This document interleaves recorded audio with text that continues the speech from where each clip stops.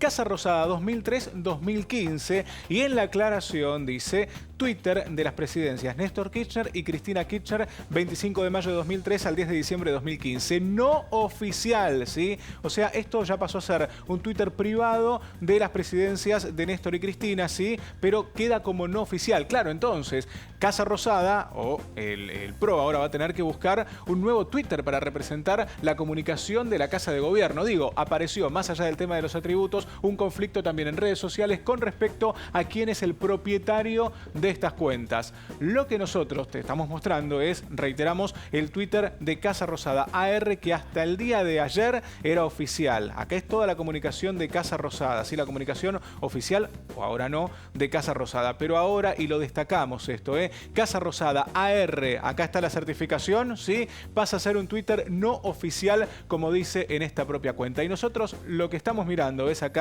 es lo que queremos destacar, es el no oficial, y te mostramos que es la cuenta que pasó a ser, como te decíamos, Twitter de las presidencias de Néstor Kirchner y Cristina Kirchner, y aclara, 25 de mayo de 2003 al 10 de diciembre de 2015. Cuenta no oficial, más Le allá de que pusieron esté fecha de certificada. caducidad, en una palabra. Bueno, vamos a ver qué pasa con esto.